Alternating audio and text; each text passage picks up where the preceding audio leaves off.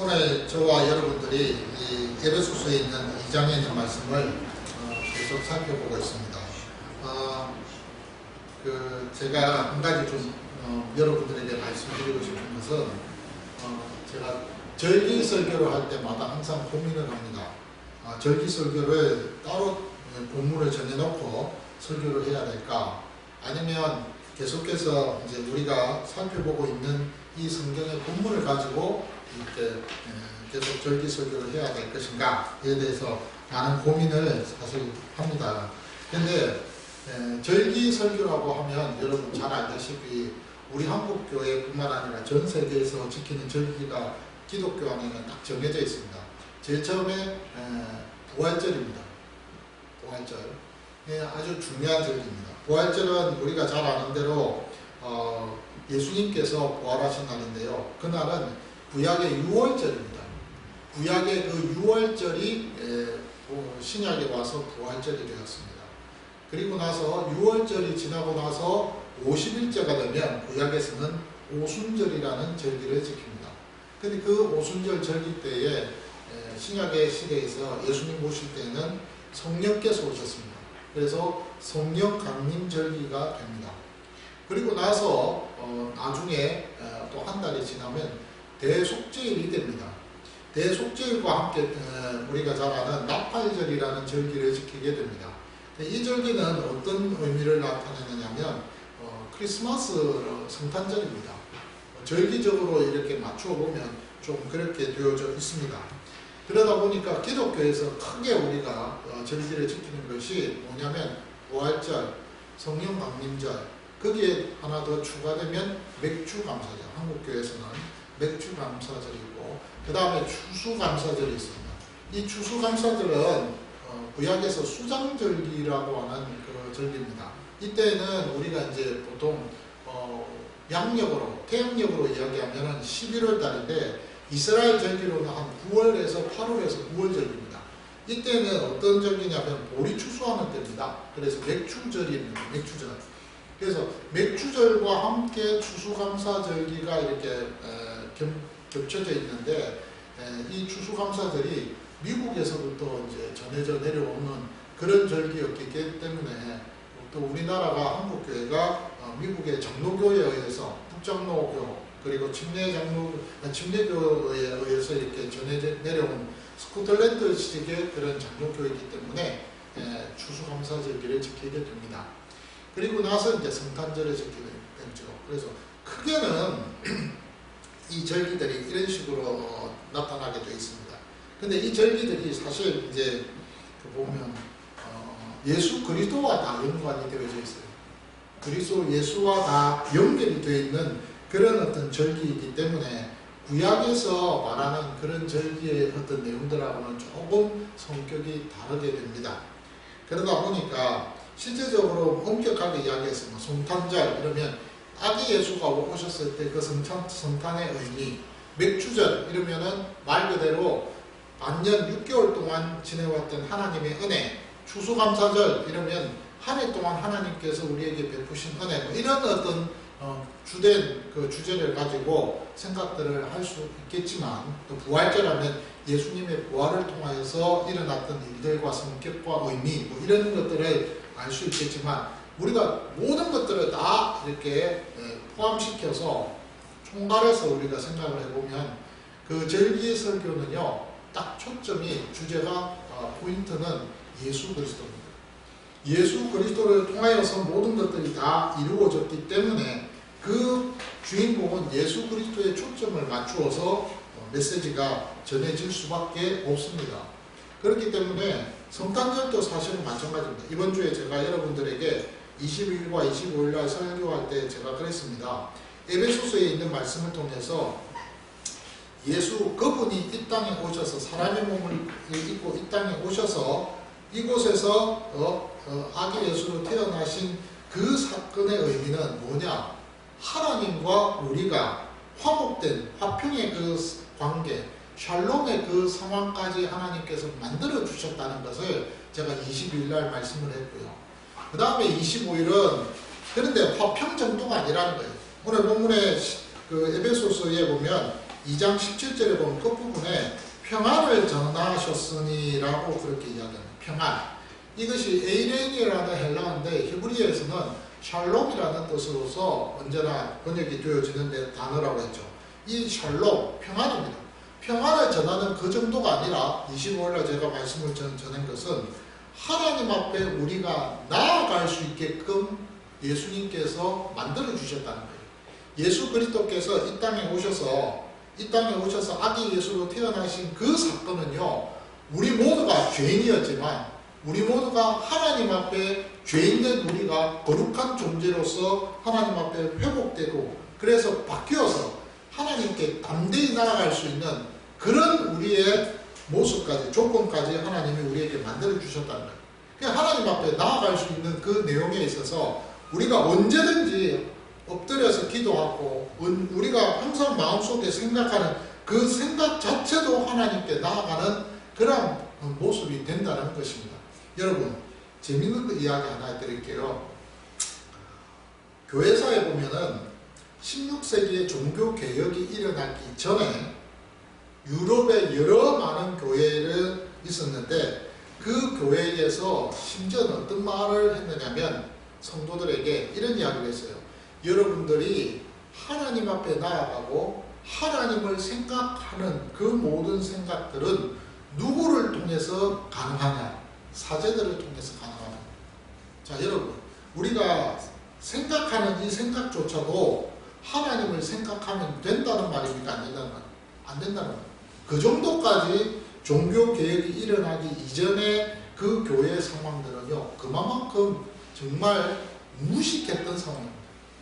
그렇게까지 하면서 사제들은요, 일반 성도들에게 하나님 앞에 나아가고 하나님 생각하는 그 부분에 있어서 통제를 했습니다. 얼마나 심합니까? 그렇게까지 했다는 거예요. 그런데 지금은 어떻습니까? 여러분, 시간 날 때마다 무시로 하나님께 기도하세요. 기도하라는 말은 뭐예요? 하나님 앞에 간구하십시오라는 말도 되지만 여러분들이 하나님을 생각하는 그 생각을 멈추어서는 안 된다 이 말입니다.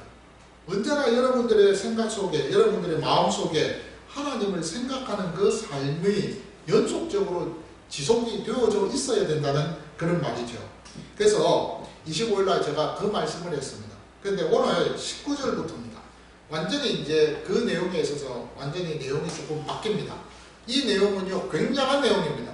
바울이 에베소 교회 성도들에게 어마어마한 비밀을 지금까지 1장 1절부터 시작해서 2장 19절까지 쭉 기록을 하고 있습니다. 그런데 이제는 완전히 내용이 달라집니다. 19절부터는. 그 19절부터 나오는 접속사의 내용이 달라지는 내용이 그러므로라는 접속사입니다. 우리가 잘 아는 대로 그러므로라는 것은 원인과 결과에 있어서 이 내용을 연결해 이어줄 때 사용되는 접속사가 그러므로입니다. 그러므로. 그 앞의 내용이 원인이고, 그리고 그러므로 그 뒤의 내용은 결과입니다. 그러므로라고 되어 있습니다. 그리고 나서 그 다음 단어가 하나 나오는데 이제부터라는 말입니다. 이제부터. 그러므로 이제부터. 이 이제부터라는 것은요, 과거에 어떤 사건이 있었는데 그 사건이 이제부터 현재에서는 새로운 뭔가가 시작되었음을 알려주는 그 시간 부사가 바로 이제부터라는 단어라는 것이죠. 바울이 여러분 이 두 단어를 굉장히 많이 사용하고 있습니다. 그의 그 서신서에 보면 한 13권입니까? 그 바울의 서신서를 보면 뭐 그러므로, 그러함으로, 그러기에, 아니면 이제부터, 지금은 이런 어떤 부사들을 굉장히 많이 사용합니다. 이유는 뭘까요? 그것은 바울이 깨달은 그 복음이 매우 극적이라는 것입니다. 그리고 아주 경이롭다는 것이죠. 그런 경이로운 진리가 그 바울에게 있어서 깨달아졌기 때문에 그러므로라는 단어 또는 이제부터라는 이런 단어를 사용하고 있다는 말입니다. 그래서 바울이요, 에베소서 1장부터 2장 18절까지 이 내용의 전체 내용을 통해서 지금 유대인들과 이방인들에게 정말 하고 싶은 말이 뭐냐면, 너희들이 믿고 있는 이 복음은 어마어마한 거다. 그래서 복음의 그 본질에 대한 이야기를 합니다.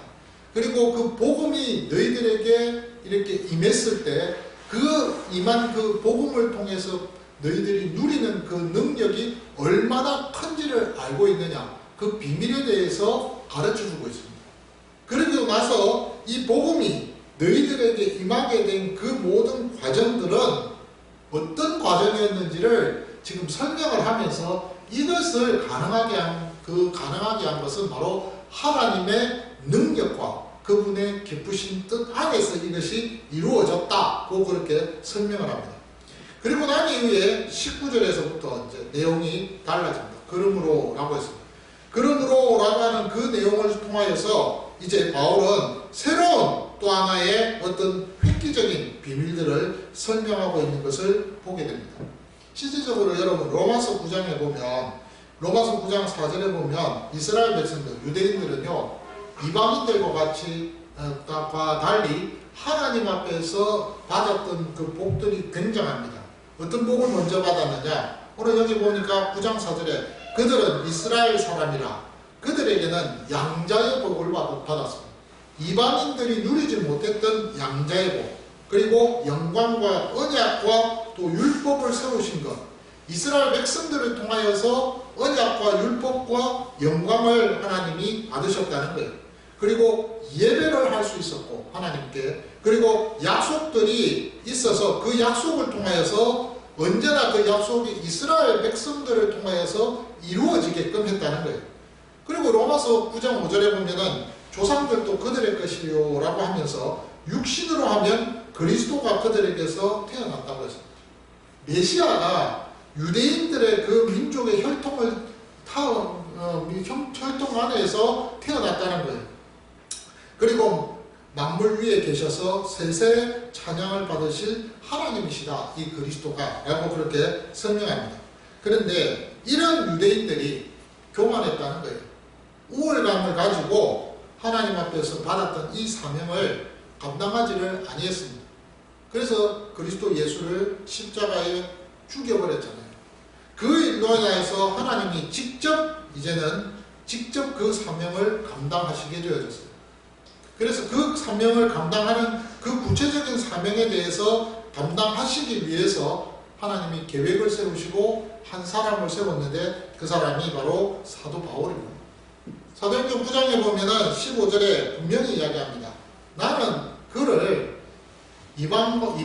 이방인들과 그 열방의 왕들을 위해서 내가 선택한 나의 그릇이라고 그렇게 이야기합니다. 그러니까 바울이 하나님 앞에서 선택받은 이방인들을 위한 하나님의 일꾼이 되었다는 말이죠. 그래서 이런 부분에 대해서 지금 바울이 설명을 하면서 지금 그 모든 상황 속에서 이제 19절부터 시작되는 그 내용에 대해서 지금 이야기를 하고 있습니다. 이 모든 과정들을 다 거치고 난 이후에 19절에서 하는 말입니다. 그러므로 자, 너희들이 지금까지 내가 이야기한 모든 것들을 다 들었지? 지금까지 모든 언급된 내용들을 기억하지? 이제 19절에 그러므로 그 결과에 있어서 바울이 하는 말입니다. 에베소 교회 성도들에게 좀 더 구체적으로 이야기하면은 에베소 교회에 있는 이방인들과 유대인들에게 하는 말입니다. 이 두 부류의 대상들에게 설명합니다. 먼저 너희는 외인이 아니라고 했습니다. 오늘 19절에 보니까 이제부터 너희는 외인도 아니오. 이 외인이라는 것은 외국인을 말합니다. 외국인, 이방인들입니다. 그러니까 이방인들에 가르쳐서 너희들은 외인이 아니다, 외국인이 아니다, 너희들은 따로 국밥, 별도부대 이런 의미입니다. 그런 존재가 아니라는 거예요. 실제적으로 항상 유대인들은요 이방인들을 대할 때 어떻게 생각하느냐면 저들은 이방인이다, 외국인이다, 여호와의 성전 뜰 밖에서 성전 안으로 들어오지 못하는 존재들이다. 신명기에 보면 23장 3절입니까? 거기에 이방인들에 대한 이야기를 대표적으로 암몬과 모압 족속에 대해서 이야기합니다. 사실 여러분 암몬과 모압은요 엄격하게 이야기하면은 이방인들은 아닙니다.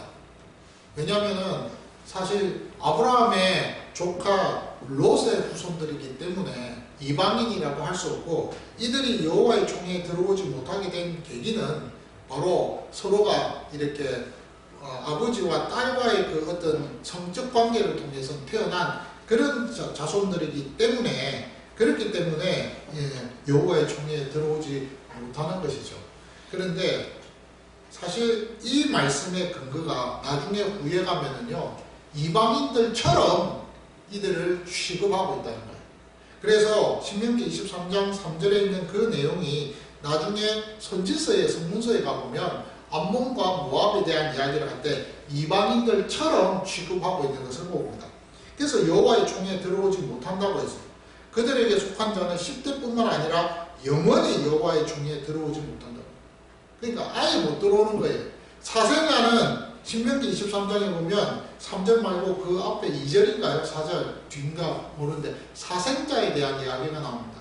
사생자의 이야기가 나올 때 그 사생자 당사자는 여호와의 총회에 들어오지 못해요. 근데 사생자의 그 후손이 10대까지는 못 들어오지만 그 이후에는 여호와의 총회에 들어올 수 있다. 이렇게 또 규례를 하고 있어요. 근데 사생자보다 더 심한 하나님이 벌을 내리신 족속이 바로 암몬 사람과 모압이에요. 영원히 여호와의 총회에 들어오지 못한다고 했어요.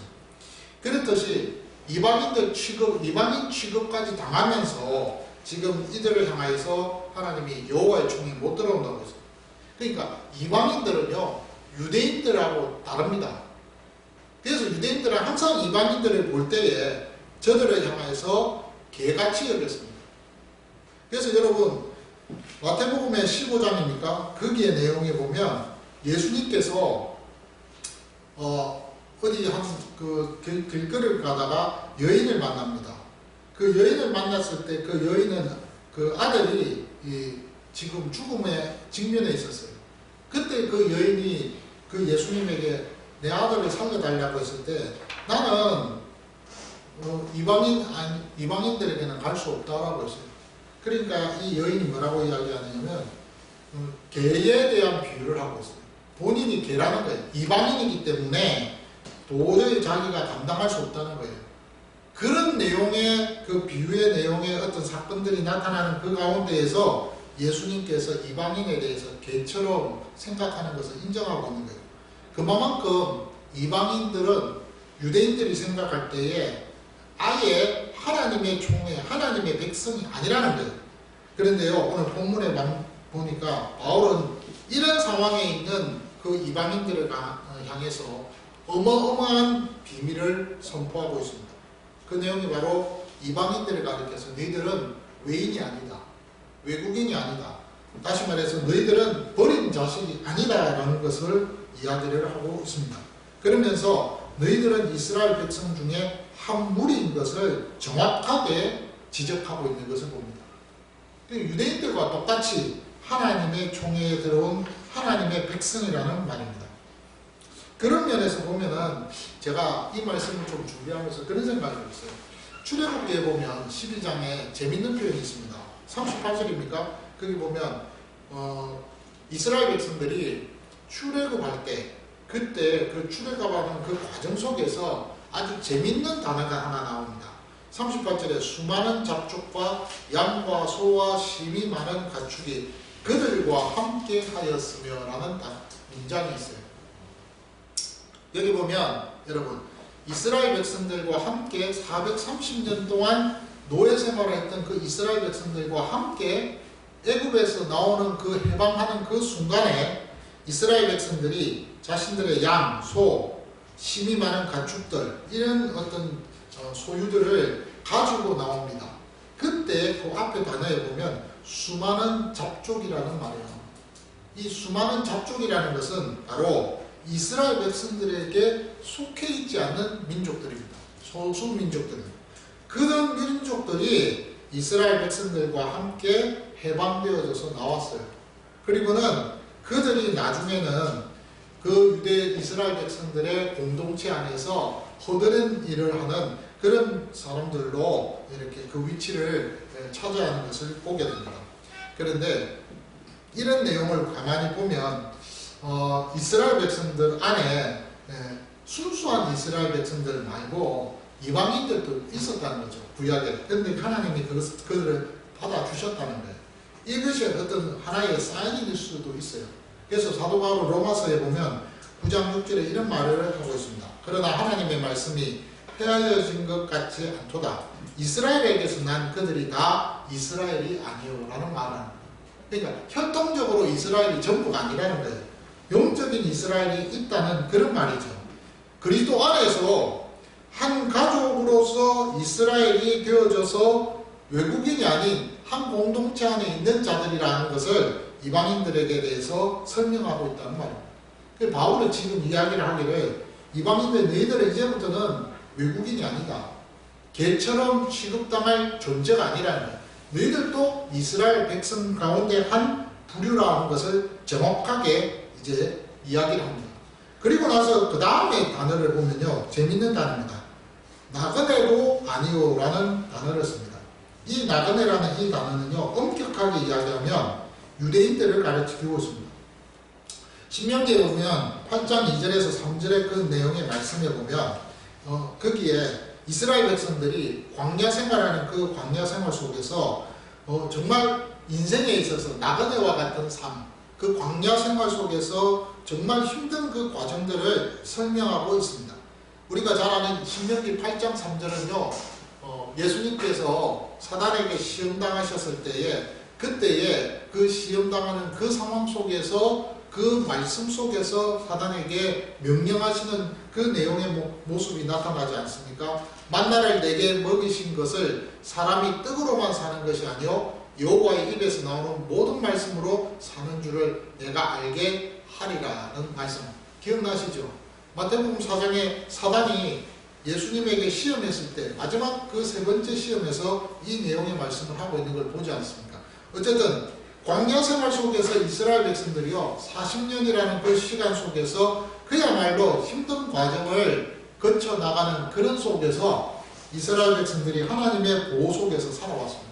근데 그 삶에 있어서 그 인생을 그 광야 생활을 인생의 광야 생활로서 비유를 했기 때문에 이스라엘 백성들은 항상 자신들의 삶에 있어서 나그네와 같은 광야 생활이라고 그렇게 생각을 하고 있었다는 겁니다.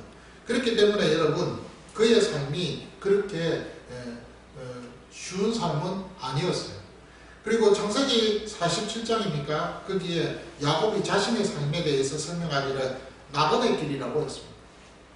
그래서 자신의 삶에 대해서 바로에게 하는 말이 내 나그네 길의 세월이 130년입니다. 내 나이가 얼마 못 되는 것은 우리 조상과 비교해보면 정말 아무것도 아니라는 거예요. 그렇지만 험악한 세월을 보내었다고 고백하는 것을 보고 있습니다. 이렇듯이 이스라엘 백성들은요 자기 인생에 있어서 삶에 있어서 이 세상에서의 삶을 광야 같은 삶, 나그네의 삶이라고 그렇게 여기고 있었다는 말입니다. 그래서 유대인들 가운데에서 많은 사람들은 그렇게 인식하고 있어요. 심지어 여러분 다윗 왕도 시편에서 그의 식구 속에서 그 삶의 인생을 광야로 나그네로 그렇게 비유하고 있는 것을 보게 됩니다. 어쨌든 유대인들은요 이렇게 나그네처럼 생각했어요. 여기가 전부가 아니고 다음 하나님의 나라가 있다고 그렇게 인식하면서 그렇게 살았다는 거예요. 그런데 그들을 향해서 바울이 하는 말이면 너희들 지금 오해하지 마라. 착각하지 마라. 여기가 너희들이 나그네라고 생각하지 말라는 거예요. 너희들의 삶에 있어서는 진짜 여기도 마찬가지로 하나님의 뜻이 이루어지는 장소라는 것을 기억해라는 거예요. 그래서 나그네도 아니오라는 선언을 하고 있다는 말입니다. 그러면 바울이 이 두 단어 외인도 아니고 나그네도 아니라고 해놓고 난 이후에 그 다음에 바울이 무슨 이야기를 계속하고 있습니까? 그 다음 내용의 말씀해 보니까 오직 성도들과 동일한 시민이요라고 했습니다. 이방인들과 유대인들을 가리켜서 너희들은 하나님 나라의 시민이라고 선언을 하고 있다는 말입니다. 이 땅에서 하나님 나라의 시민이라는 거예요.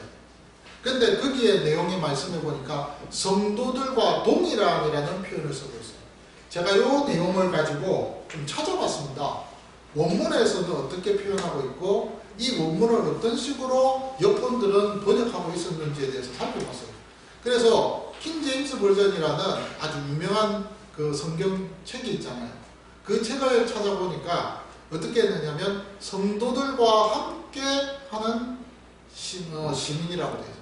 그러니까 성도와 시민이 동격으로 이루어지는 거예요. 그래서 우리나라 성경에 성도들과 동일한 시민이라고 그렇게 번역을 했다는 것입니다. 참 번역가들이요, 참 번역을 잘한 것 같아요.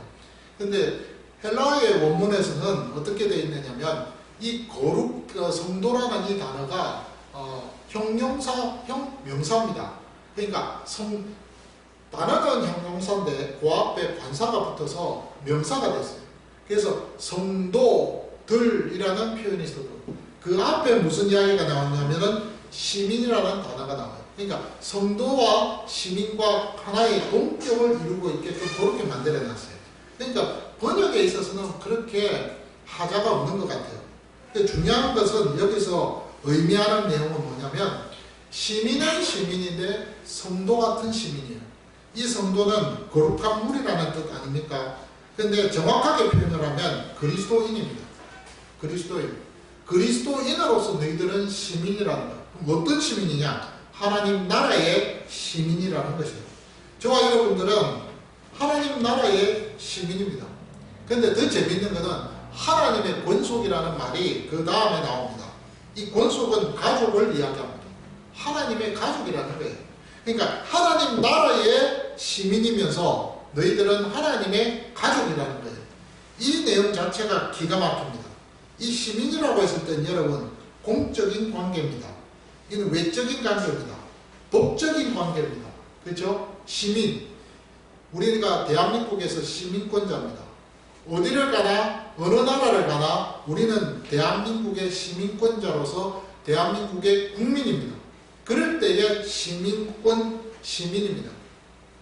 그렇듯이 하나님 나라의 시민이라고 했을 때는 하나님 나라의 백성이고 하나님 나라의 국민이 되는 것이죠. 그것이 바로 시민입니다. 에베소 교회 성도들에게 지금 바울은 이런 이야기를 합니다. 너희들은 이방인으로서 로마의 시민도 있고 노예 신분의 시민도 있고 여러 다양한 신분의 시민들이 있지만 너희들은 구체적으로 내가 너희들에게 하는 말이 하나님 나라의 시민이라는 거예요. 그 말을 하는 거예요. 그리고 나서는 또 한마디 합니다. 자, 너희들 그런데 거기에서 멈추지 않는다는 거예요. 하나님 나라의 시민 정도가 아니고 이제는 하나님의 가족이라는 거예요. 하나님과 한 가족으로서 한 가정 안에서 너희들은 모두가 다 가족 안에서 패밀리라는 그 표현을 사용하고 있다는 말입니다. 바울이요, 이 시민권이라는 이 단어에 대해서 자주 잘 사용하고 있습니다. 빌립보서 3장의 20절에 보면 우리의 시민권은 하늘에 있다라고 했습니다. 하늘 시민권에 대해서 설명합니다. 이랬듯이 바울이 시민권이라는 이 단어를 참 좋아합니다. 이유는 뭘까요? 그가 로마 시민권자이기 때문에 이 시민권이라는 이 단어를 참 잘 사용하고 있습니다. 원래 이 바울은요, 태어날 때부터 로마의 시민권자입니다. 이 다소 지역이라는 이 지역 자체가 특혜를 로마 황제로부터 받았던 지역입니다. 저는 옛날에 이 다소 지역에서 태어난 이 바울이 아버지가 인테리어, 요즘으로 말하면 인테리어 사장님이시거든요. 돈이 많아가지고 로마의 시민권을 사서 그래서 시민권자가 되고 그 자녀였던 바울도 태어날 때부터 그 로마의 시민권을 받았던 것이 아니었던가, 이제 그렇게 모두가 생각을 했는데 교회 역사에 보니까 재밌더라고요. 이 다소라는 지역은 항구 도시입니다.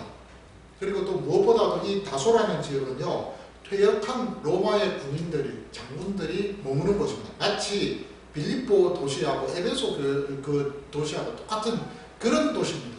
그런 도시에 이 휴양지도 많고, 그래서 이 다소라는 곳은요, 무역 도시면서도 휴양지면서도 굉장히 이렇게 부자들이 많은 그런 도시가 바로 이 다소라는 도시입니다. 갈라디아 지역입니까? 거기에 있는 지역에 이제 소아시아 지중해 연안에 있는 다소 지역인데, 저도 한 기회 되면 성지순례가 가보고 싶은 곳이 다소 지역입니다. 어쨌든 그런데 그런 곳인데 이 곳에 로마 황제가 특혜를 줬습니다.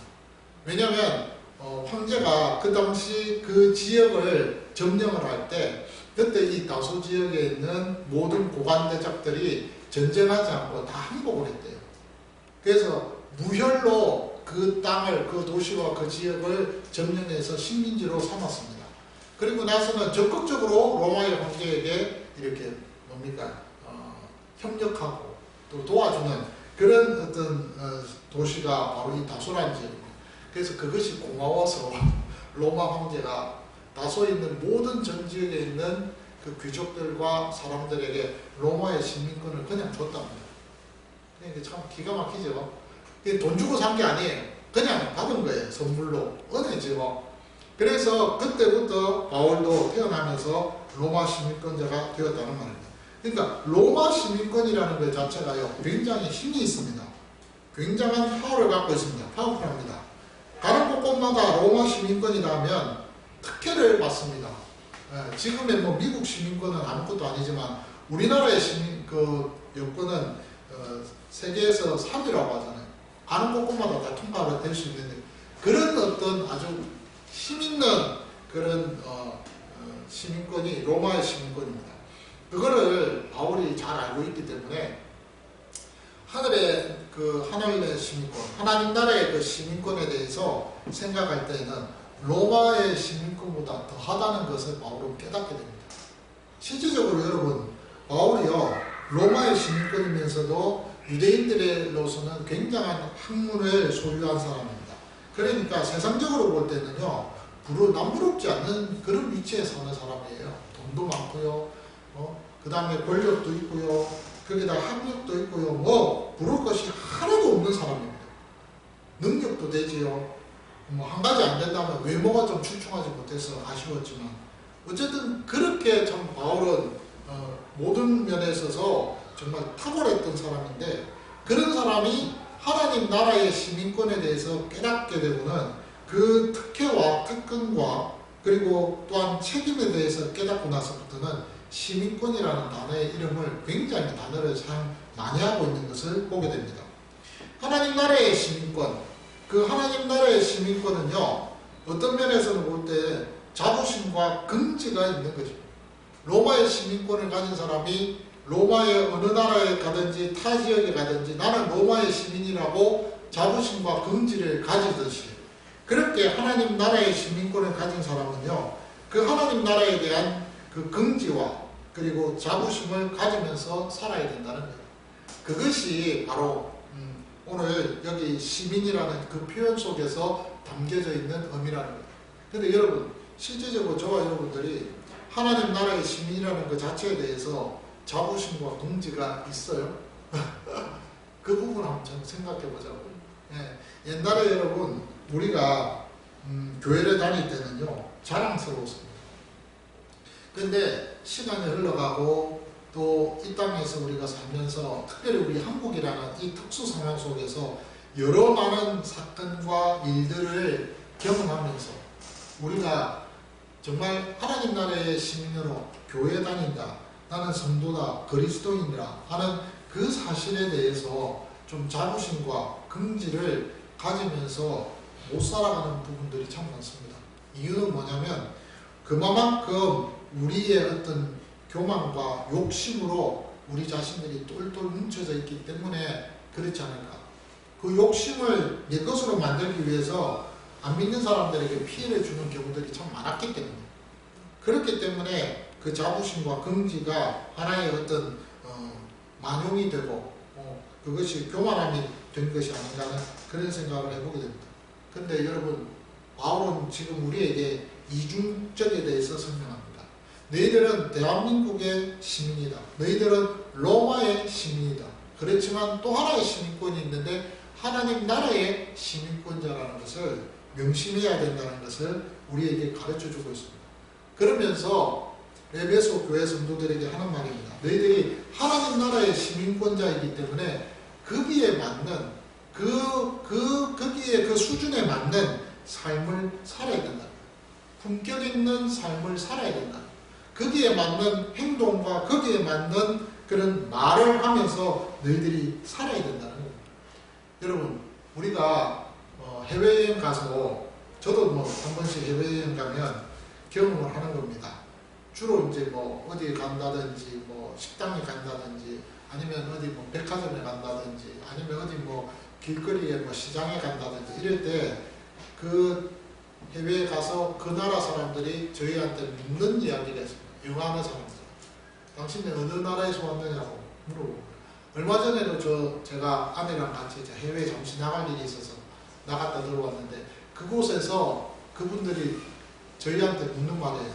당신은 어디에서부터 왔느냐고 물어봐요. 그래서 우리 한국 사람이라고 코리아라고 그랬더니 태도가 달라지더라고요. 그래서 굉장히 기분이 좋았어요. 근데 기분은 좋은데 거기에 맞는 코리아의 대한민국이라는 그 국적을 가진 사람으로서의 한 국민으로서의 준하는 품격 있는 그런 행동을 해야 되잖아요. 그렇지 않으면 그 사람들이 우리를 향해서 어떻게 생각할까요? 욕하겠지요. 욕하겠죠. 그러니까 우리에게 있어서 대한민국의 국민이라는 그 시민권을 갖고 있는 사람으로 저와 여러분들은 자부심과 긍지도 있지만 거기에 맞는 우리의 품이 있는 그 우리의 삶의 모습도 있어야 된다는 사실입니다. 그처럼 하나님 나라의 시민된 우리들도 마찬가지라는 거예요. 그래서 오늘 본문에 시민이라는 표현을 쓰고 있어요. 그리고 나서는 하나님의 권속이라는 표현을 그 다음에 씁니다. 가족이에요. 가족. 바울이 지금 이 시민에 대한 이야기를 보편적인 관계 속에서 설명을 하고 난 이후에 가족이라는 단어를 썼어요. 여러분 가족이라고 했을 때 이 가족은요 뭘 이야기하는 줄 아세요? 혈연관계입니다. 피로 이루어 맺어진 관계를 가족이라고 합니다. 가족이라는 단어가 나왔을 때는요 거기에는 항상 전제되는 것이 피입니다. 부모, 아버지와 어머니가 있습니다. 그리고 그 아버지와 어머니를 통해서 태어난 자녀들이 있습니다. 그러면 그것은 한 가정이 되고 한 가족이 됩니다. 맞죠? 그런데 성경에서 패밀리라는 이 원어의 단어를 쓰면서 너희는 하나님의 가족이라고 이야기해요. 그러니까 피로 너희들이 맺어진 하나님의 가족이라는 거예요. 이 표현을 제가 보면서 느낀 거예요. 아, 우리가 하나님 그리스도 안에서 한 가족이라고 표현했을 때 그것은 그리스도 예수의 피로 말미암아서 우리는 한 가족이 되어졌다는 겁니다. 혈연관계가 되어졌다는 겁니다. 그리스도의 피로 되어졌다는 말입니다. 자, 그러니까 제가 어떤 생각을 가지게 되느냐면요. 그러면 피로 맺어졌다. 혈연관계라고 그렇게 우리가 생각할 때 이것은 뭘 의미하는가? 혈연관계라는 것이 뭘까? 피로 맺어졌다는 것이 뭘까? 어떤 사람은요. 그 내용에 있어서 보통 정이라는 말로 표현합니다. 그래서 여러분 부부지간에 두 남녀가 결혼을 해가지고 처음에는 이렇게 서로 사랑이라는 그 사랑을 하나의 그 이유를 삼고 살아가지만 시간이 흘러가면요 정 때문에 헤어지지 못하고 산다고 하잖아요. 그 정이라는 것 때문에 표현을 하고 있다는 건데, 근데 제가 사실 그 가족의 그 관계 속에서 정이라는 표현을 곰곰이 생각해 보니까 좀 약한 것 같아요. 그거는 정확한 표현이 아닌 것 같아요. 그래서 좀 생각을 하던 중에 가족이라는 그 단어, 혈연관계로 맺어진 가족이라고 했을 때 그 가족은요 어떤 의미를 이야기하냐면 바로 나입니다. 나라는 생각을 했어요. 자, 여러분 부부는요 뭡니까? 일심동체입니다. 남편과 아내는 하나라고 했습니다. 두 사람이 만나 하나가 되어졌다고 했습니다. 그렇죠? 그거는 신비라고 했습니다. 몸은 둘인데 두 사람이 결혼해서 하나가 됐어요. 일심동체. 이 말은 한 몸이 되어졌다 이 말입니다. 그 말은 한 이불 속에서 같이 자기 때문에 한 몸이 됐다는 말입니까? 그래도 두 몸입니다. 근데 한 몸이 됐다고 해요. 그 말은요 완전한 연합을 이야기합니다. 다시 말해서 남편은 아내라는 거예요. 아내 역시 뭐예요? 남편이라는 거예요. 이것은 실질적으로 신비로운 연합입니다. 여러분 결혼을 하고 나서 내가 아내를 생각할 때 나처럼 저는 아내가 아프면 내가 아픈 것 같아요. 남편이 아프면 아내가 아픈 것처럼 느껴져요. 그래서 물씬냐면 모든 거 다 쏟습니다. 그것이 한 몸이 되었다는 증거 중에 하나 아니겠습니까? 부부는 일심동체입니다. 그러면 부모와 자녀는요? 그거는 일심동체 아닙니까? 맞아요. 그것은 한 지체입니다. 그 지체가 떨어져서 나간 것이 자녀예요. 그렇잖아요. 그러니까 자식이 부모보다 앞서면요 가슴에 묻는다는 표현을 쓰죠. 그 말은 뭐예요? 내 지체가 없어졌기 때문에, 그렇기 때문에 부모는 가슴에 그 지체를 묻어준다 이 말입니다. 그러면 그거 역시 뭐가 되는 거예요? 부모도 자녀가 바로 나라는 거예요. 내다는 거예요. 그러니까 여러분, 우리가 어떤 세상적으로도 가족 이러면 그 가족이라는 그 개념 자체가 피로 연결되어 있는 혈연관계, 그건 바로 나예요. 나를 이야기하는 거예요. 가족은요, 나예요. 바로 나. 그런데 하나님의 나라는 어떨까요? 하나님의 가족이라고 했을 때는 그 하나님은 뭘 이야기합니까? 하나님이 우리를 하나님 자식처럼 여겼다 이 말입니다. 그 표현을 지금 하고 있는 거예요. 그 참 기가 막힌 거잖아요. 하나님의 가족, 하나님은 우리를 가족으로 인정하시고 너는 내 자녀라고, 너는 나의 아버지라고 불러라고 그렇게 이야기하면서 한 가족으로 우리를 삼아주셨어요. 포함시키셨어요. 하나님이 우리를 자기 자신처럼 여기셨다는 거예요. 그리고는 패밀리로 나를 불러주신 거예요. 나를 안아주신 거예요. 그래서 하나님의 가족이라는 표현을 쓰고 있다는 거예요. 이것에 대해서 바울은요 설명을 하고 난 이후에 그 다음 말씀에 보니까 20절입니다. 뭐라고 이야기합니까? 너희는 이런 상황에 있다. 너희들은 하나님 나라의 시민권자고 또 하나님의 가족 아니냐. 그런데 이 두 단어를 가지고 한 단어로 새로운 하나의 공동체를 설명하고 있는데 그것이 교회입니다. 그래서 20절에 너희는 사도들과 선지자들 터 위에서 세우심을 입은 자라고 그렇게 선포를 하고, 사도들과 선지자들, 다시 말해서 사도는 신약시대입니다. 선지자는 구약시대입니다. 구약과 신약의 모든 터 위에서, 이 말은 하나님의 그 말씀의 그 터 위에서, 약속 위에서 세움을 입은 공동체가 있는데 그 공동체가 바로 교회라는 공동체라는 거예요. 그러니까 에베소 교회 성도들을 향해서 바울이 하는 말입니다. 너희들은 지금 새로운 공동체 안에 있는 가족이다. 그리고 시민권자다. 그 설명을 하고 있는 것이죠. 올해 제가 여러분들에게 이 말씀을 하면서 좀 드리고 싶은 말이 있습니다. 우리가요 하나님 나라의 시민권자입니다. 그리고 여러분들은 이중국적을 가지고 있는 분들입니다. 그러면서도 하나님이 자신처럼 여기는 가족입니다. 이 사실을 여러분 반드시 명심하셔야 됩니다. 그럼 우리 상황이, 우리의 삶이 어떻게 될 것인지에 대해서 여러분 한번 우리 자신들이 생각해 볼 수 있지 않겠습니까? 하나님 나라의 시민된 자로서 이 땅에서 우리가 살아가면서 사람들한테 하나님 나라의 시민답게 우리가 살아가야 돼요. 그렇게 살아가야 돼요. 기본적으로 우리가 지켜야 될 부분은 지키면서 살아야 된다. 그래야 그 사람들이 우리에게 그 모습을 보고 감동합니다. 무엇보다도 우리가 하나님의 가족이라고 했을 때는요, 그리스도 안에서 그리스도인들끼리 사랑하며 도우며 살아야 됩니다. 이 있어야 돼요. 뭐 너는 너고 나는 나다, 남남이다가 아니라는 거예요. 물론 여러분 사실 힘듭니다. 근데 여러분 부모가 자녀에게 해줄 수 있는 것이 있고 못 해줄 수 있는 것이 있잖아요. 형제 간에도 여러분 만나서 여러분 서로가 보면은 서로가 도와줄 수 있는 것이 있고 여러분들이 간섭을 못하는 부분들이 또 있잖아요. 예, 그건 어쩔 수 없는 거예요.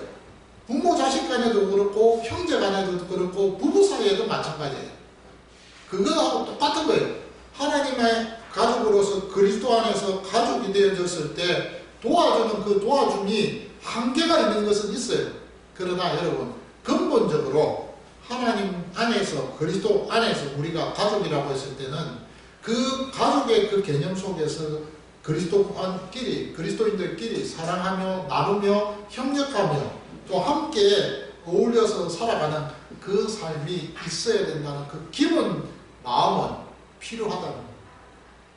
그것이 있어야만이 우리가 하나님 나라를 세워나가는 이 일에 있어서 우리 모두가 더욱더 주의 영광을 드러낼 수 있다는 거예요.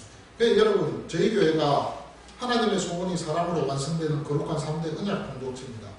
이거는요, 가정 공동체 안에서만 이루어질 수 있는 일이 아닙니다.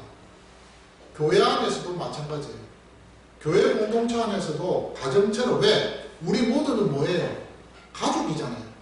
가족이라는 말은 가정이라는 뜻이거든요.